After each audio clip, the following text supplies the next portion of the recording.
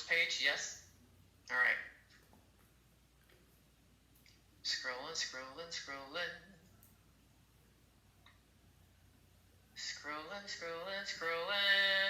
Right. Come on, Georgie! Just because we're in our office in our basement doesn't mean I'm not going to sing. So I do not disappoint.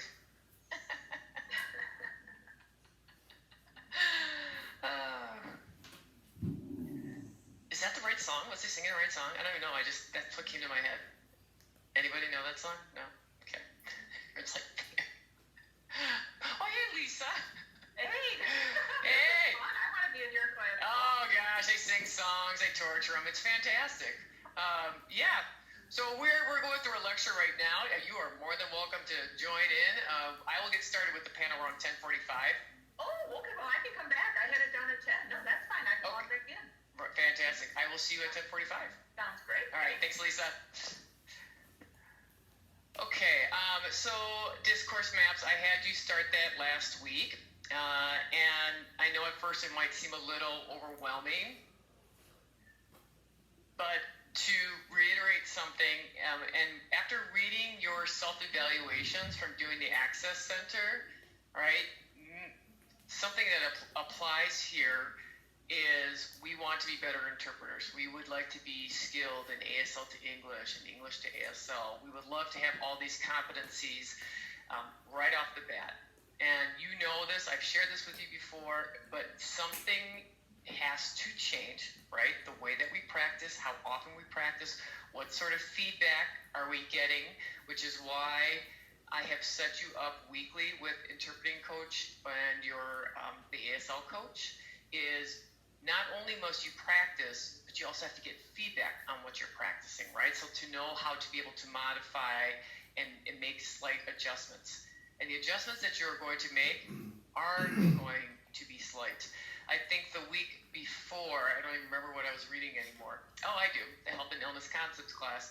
Many of you did recognize the fact that it's one minor tweak at a time, okay? But for me, if you are feeling frustrated with the way that you are progressing, then change it up. Do something different in your routine. Or the flip side of it is you probably are making a lot of progress, a lot more than you realize. We are not nice to ourselves at all. We are our own worst self-critics. So I saw that come through in a lot of your self-evaluations. Like, I don't even know I'm an interpreter. Done. If you were to look at doing this video, say 6 months ago, and what you were able to produce last week, definitely there are some gains. So that's my job to remind you that you have increased your skills tremendously. So discourse maps. It is to have you look at your work differently, right? We have all along been teaching you how to self-assess your work. So discourse maps just ups the game for your ability to analyze your work at a very nuanced, detailed level. Okay, sorry, my cord here is stuck. Okay, so what is it that we're paying attention to when we do our discourse maps? One thing I will say about a discourse map is it is actually it guides the way for you to be able to have an effective interpretation. Doesn't matter if I'm working from ASL to English or English to ASL. Doesn't matter if I'm transliterating. When you begin to train your brain to think like this, and you do it over and over and over again, you will be able to release form quickly. But this takes time. So sometimes students will say to me, like, yeah, Pam, this discourse map, it's really, it's fine. It's a fine analysis, but am I ever going to use this when I go out into the profession? I hope you do. I'm working with a colleague right now who's leading a mentoring group of working professionals, and she uses discourse mapping. And a lot of the mentors or mentees that are in it who are working interpreters have forgotten how to do discourse mapping, and their work is struggling. They are struggling to get a high enough score to move on, and it's because they have moved away because they just thought this was like a school homework thing. No, this is how you should be thinking about interpreting always, right? So eventually some of this will become automated for you where you don't have to go, oh, what's this? What's that? What's happening in the source language? You are trying to create that unconscious competence. That's where I'm trying to get you to. Right now we are at conscious incompetence, right? So we are aware that some of these things might be lacking in our work, but how are we going to move up so that we are fluent signers? So discourse maps, right? So it breaks down, I've always used this sign where like each finger represents all the facets of what we're trying to analyze or trying to process when interpreting. So a discourse map pulls that apart, teases it out, helps you isolate the different components of language, and then we're going to start attacking those things one by one and trying to achieve some level of skill and being able to recognize those things and then to be able to appropriately interpret that into the target language. So discourse maps, yeah, I do love them. Okay. Once you get the hang of discourse maps too, I think your cohesion, the flow of what you do as an interpreter is going to enhance incredibly because you are picking up on a lot of the inferred, implied meaning.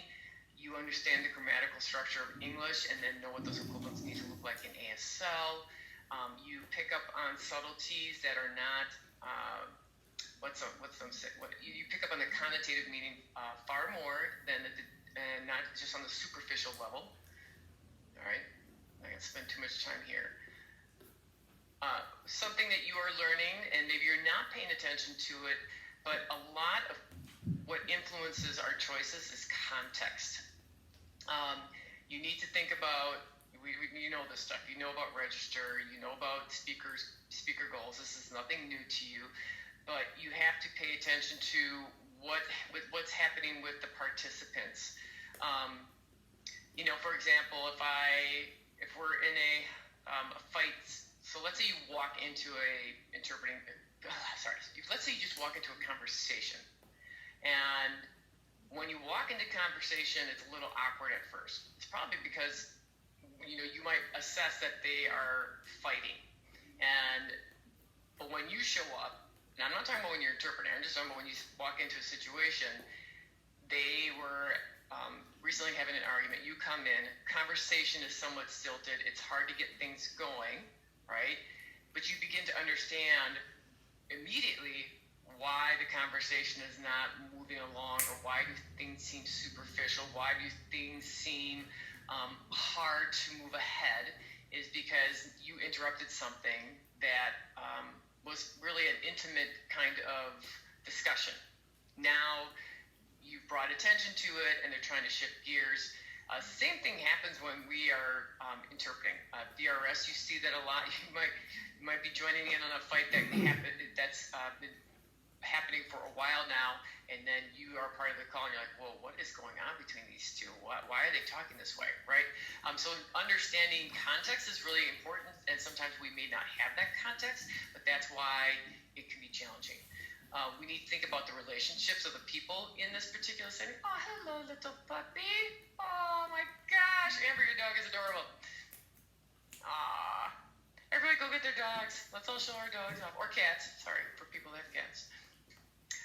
So I want to get to the meat of this, but I think something that you also need to take into consideration is where you are at. Like, so when we're talking about setting and context, if I'm in a religious setting versus, say, a bar, the same two people, the way that they talk at church is probably not going to be the same way that they go and talk at a bar, right? That's pretty obvious.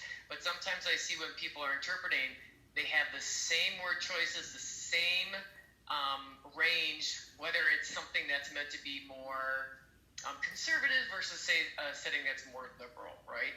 So are you thinking about those things when you go in and interpret? I don't know. How people display, another good example is how people express anger at the workplace versus anger in their home. So let me ask someone, anybody, how does anger get expressed at work versus anger at home, typically? Yeah, Rachel. Well, typically at work, you want to be able to control your emotions and not be explosive at work, and then at home it's different because you can't express yourself there. All right, and so that anger takes on a different feel. So let's say I am interpreting for an employee with their supervisor, and I can tell that they're angry, right? But it's much more subdued, it's more controlled. But I know that they're angry, or in the same way that a supervisor might be angry with an employee, but they're not screaming at them, hopefully.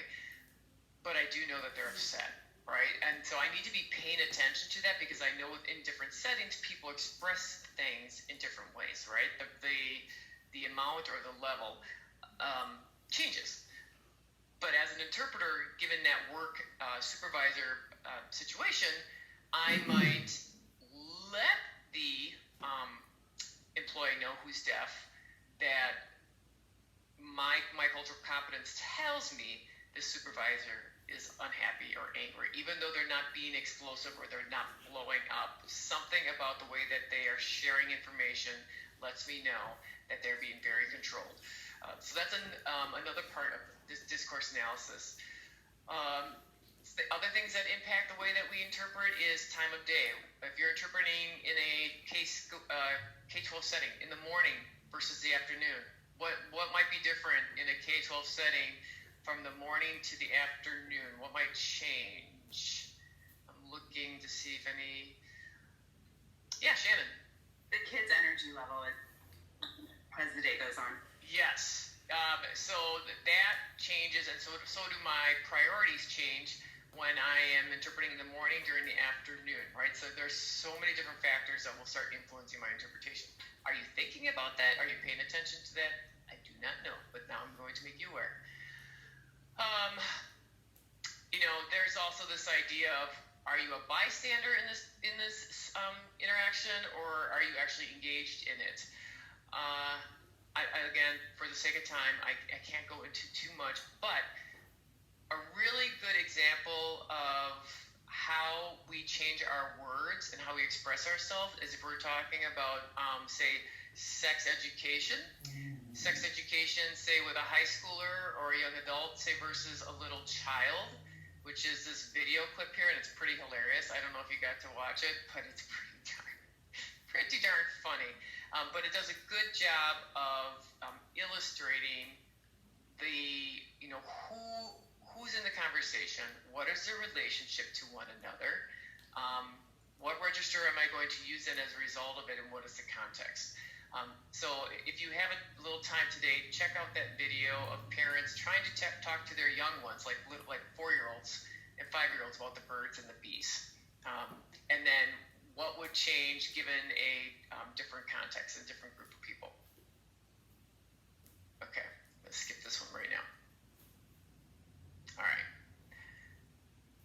This is just my slide on it's the glue. Discourse map analysis provides us the glue. It helps us understand the structures, how things are supposed to flow, and as a result of it, we should be able to come up with stronger transitions, and our vocabulary should adjust accordingly because we understand what discourse type it is and register type, and on and on and on. So I got to get into that.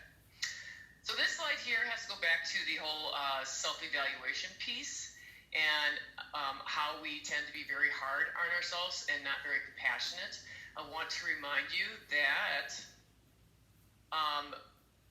I've always talked about this being the marathon, right? We want to win the race, and it is going to take a long time. So I am very aware that certification and employment are the end game. So let's talk about how we're going to get there, all right?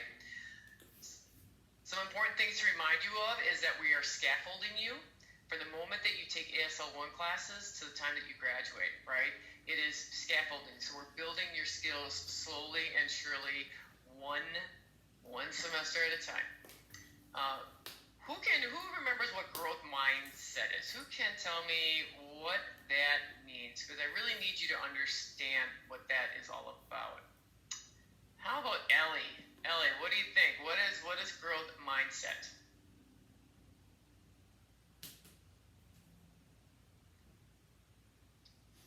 Can you hear me? I can hear you. Okay. Sorry, my thing's a little weird, so it doesn't always work. That's okay. So I think growth mindset is how you believe you can develop your abilities the best. So with hard work, going to workshops, just practice mindset tell you? If you have a fixed mindset versus a growth mindset.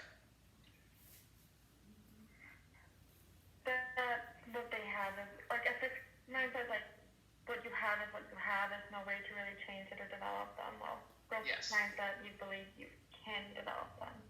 Okay, Right. good. Yep, very good.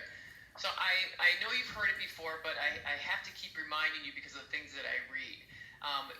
What I'm looking for as an instructor and what you need to look for in your own self-evaluations is that you have emerging skills.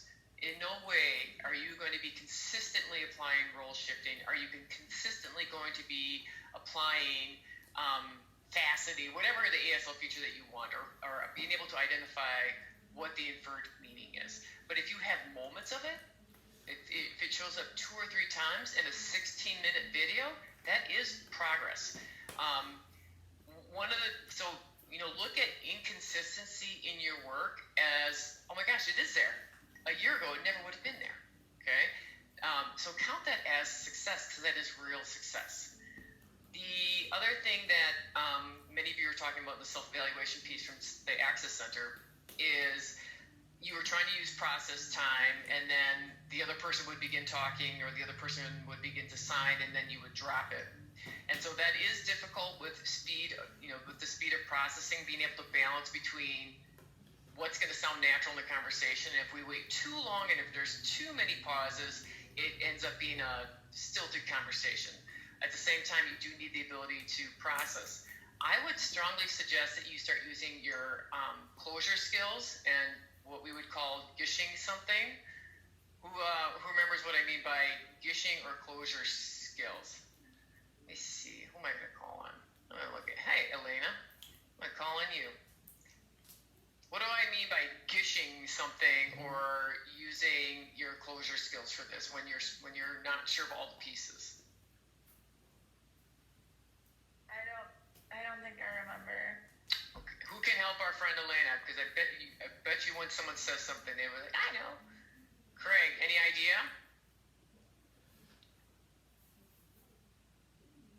Also do not know.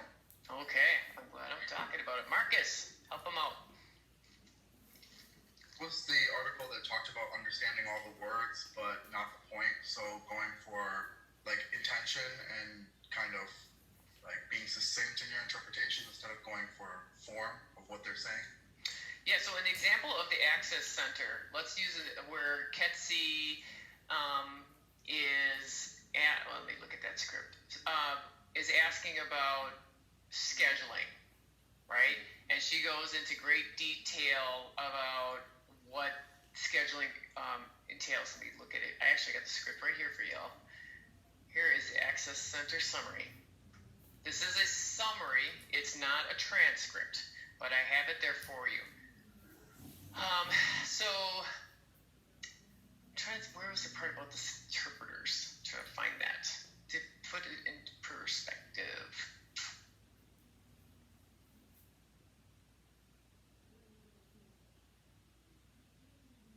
So let's use something about Joni. Joni seems to be okay. So at one point, Ketsi's asking about interpreting requests. Okay, so you saw that chunk. She was talking about her experiences at school, but maybe you don't know that she's talking about, I didn't have to worry about accommodations. I didn't have to worry about interpreters, right? That's been my experience. This is going to be a different ball game coming to this university, and I'm going to have to depend on interpreters for access to communication. So if all I get is, I know she's asking about requesting interpreters. Like, how do I do it? And I might have missed all of that, but I can at least bring it together and come up with at least one line and say, what's the process for requesting interpreters? Even though I didn't catch the 15 other details, but in the end, she's providing details to explain why she is concerned about how to request interpreters, because it's something that she's never done before. That's what I mean by closure. I may not get it all, but I can pull out this piece. I can pull out one line. That's a start. So you need to allow yourself to do that, because what happens is if I don't catch everything, then I drop all of it, and I don't want you to do that. All right, so allow yourself to at least put together one sentence that I got out of the 5 things that I saw, 5 ideas assigned to me. It is a start, and it actually will push you towards becoming more equivalent in what you do. So you have this summary, and so I'm going to ask you today to read this not transcript, it's a summary, and then you should go back to the video and go, okay, this part I did not understand, that was not what I interpreted, and then see what's happening in the source language, whether it be ASL or English. Most of you had said you struggled understanding receptively what was going on, and it is hard with 2 signers. It is, I get that. But you need to go back and watch and see what was the trigger, what tripped you up, what was it about the question that you didn't understand. To go like, yeah, that was really hard, I didn't get it. That goes back to my first slide of insanity. Okay, great, let's move on to the next video. No, go back, look.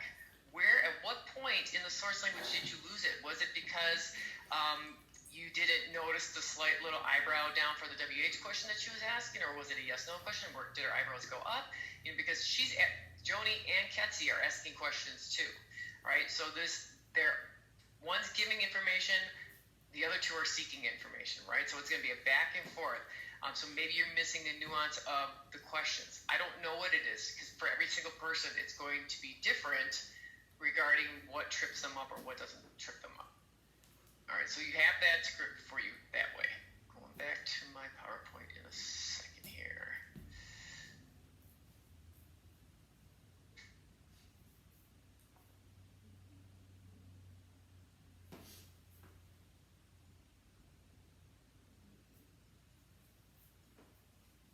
Okay. So a lot of this, I think you know. I've already talked about this. I've shown you 2 different forms for discourse maps. If you looked in the discourse map guide, some people like to use this format that I'm showing you on the screen right now, which is what I use for the samples for the TED Talk on the 3 things that I learned. And then there's the bubble one that's in the discourse map guide.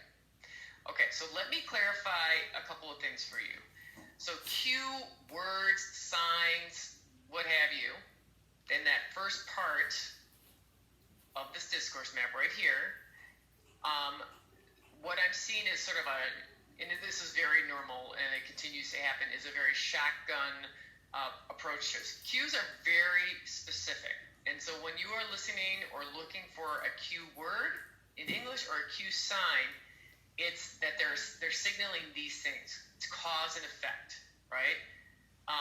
As a result, compare and contrast. But is a good compare and contrast, right? But on the other hand, right, that signals to me that a comparison is coming. So cues help me predict, a list is coming. She just listed a cause. Now that she's going to tell me about the effect, I can already start to predict that's coming if I'm listening and I understand what cue signs or words are. Training yourself to recognize that. For example, is a description or an illustration, right? To illustrate. What's another one? Let's suppose, right? So this is the sign, or suppose, that tells me, a description's coming, an example's coming, I already said that. Okay, problem solution, sequence, first, second, third, right? Chronological order. First, then, after. Those are cue words that let me know what's coming next. Okay? And then we have transitions. Clear transitions, not every single I'm talking about salient transitions, like we're moving on to a new topic. Okay tends to be a transition a lot in speakers. You'll catch that. So before I move on, I want to make sure you understand that cues are very specific and deliberate. Does anybody not understand? And I know this will take practice, but at least in terms of the idea of what a cue sign or word is, it's focusing on these things that I've identified. And I think you've seen the maps before are beginning to help. You'll see my other map too. It's very exciting. You're going to be way excited about this stuff. Can't lie. Tamaja, you got to try to incorporate my sarcasm. Woo! Okay. This slide here, the how. All right. It is the most important category in my opinion, and it's the one that's often overlooked. All right, so I gave examples of both in ASL and English. This is everything but the signs. This is everything other than the words, right?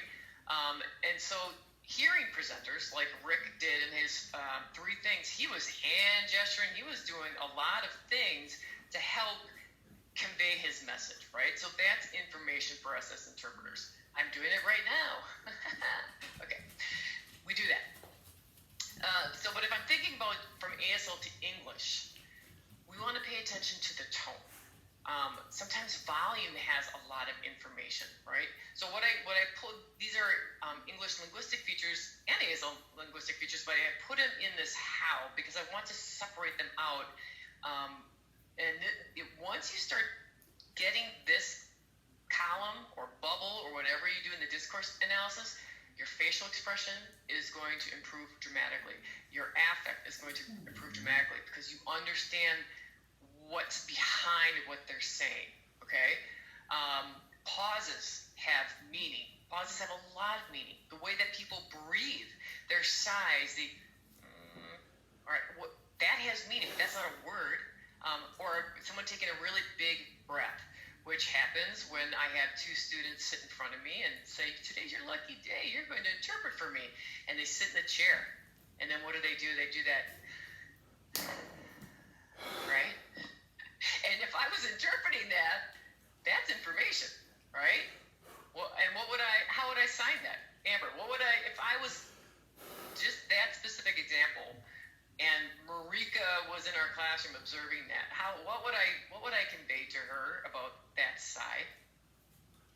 I mean, could you do it yourself, like take on the character of the student? You could. That's absolutely one way to do it. What if I want to do it in a way that's not so obvious that I want to be careful. So it reminds me of, so yes, we can definitely do that. It will depend on the setting and the situation and the proximity of the people that I'm next to. Because what I don't want to do to 2 very nervous people is make them more nervous, right? And then I go, well, so how could I be more subtle and still get across the intent? Like do like an aside, like just let you know, seems nervous. Yes, right. So they're kind of feeling a little nervous, right? So both of those might be two options depending on the setting, right? But what I'm telling you as students is that you need to pay attention to that. If the pace begins to increase, that might mean someone's getting really excited or someone's getting upset. Like you need to understand why those things are happening. Sometimes people are whispering. Sometimes the tone gets really quiet. Maybe it's really somber. So in your discourse maps, when you hear tone change, when you hear the volume change, when you hear the intensity change, I want you to start putting adjectives next to that tone. What is the tone? Don't just tell me tone change, right? Somber, reflective, thoughtful, unsure, in spirit of transparency, embarrassed, right? You pick up on that based on what you hear, right? Or what you see in ASL. That's that how column. I can tell by their tone of voice. I can tell something's off. Nervous, giggly. I don't know. What else? Some weird adjectives I could throw in there about the how.